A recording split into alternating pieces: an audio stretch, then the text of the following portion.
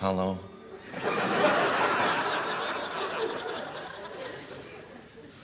Well, that's another year gone. Any minute now, we'll be facing a new, vigorous, thrilling, challenging, dynamic era. I don't know about you, but I'm incredibly moved. I can hardly speak for the turbulent emotions which are surging through my body, if you'll pardon the expression.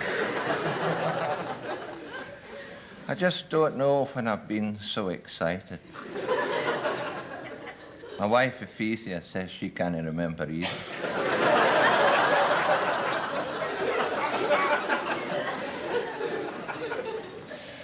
And soon the bells will be ringing out their joyous message of hope and cheer and goodwill towards men and love thy neighbour and all that. Ships, too.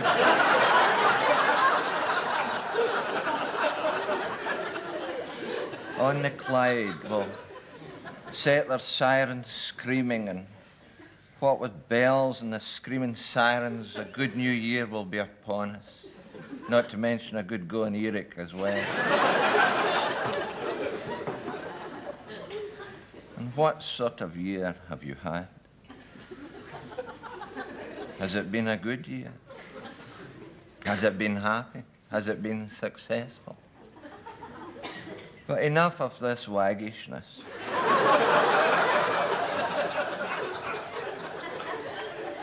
For myself, I try not to think of this past year as having been an uphill struggle, hardship, suffering, gloom and despondency. I like to think of it more as sheer misery.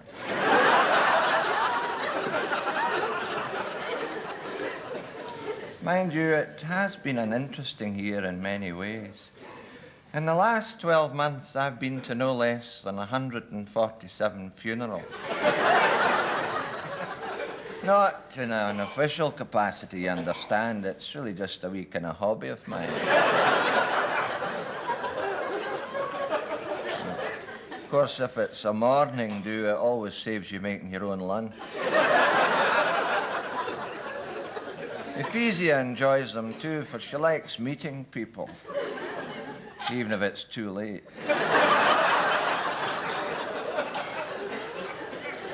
In the spring, Ephesia, forever seeking ways to harness her great energy, started up a soup kitchen for down and outs.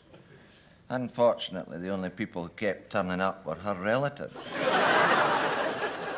But then, in no time at all, word got round and my family turned up as well. Later in the year, she came with me when I went to London as a member of a working party from the Motherwell Municipal Home for Maladjusted Ministers. Or as we call it,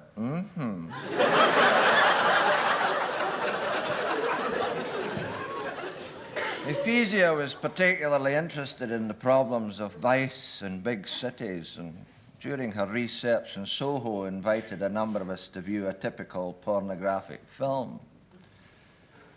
I mean, honestly, 4-letter words, nudity, violence, and sleazy sex. I enjoyed it.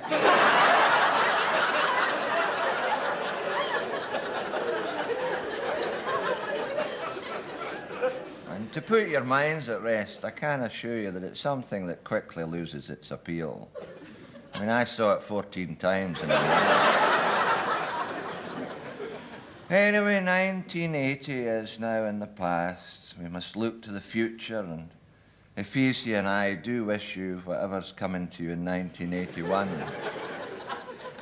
And to you, if you live alone, mind your back. But I leave you with this thought. Look to your fellow man, your neighbour, love him and trust him. He will not fail you, and together you will go forward to a bigger, better, brighter future than ever before. If you can believe that, you can believe anything.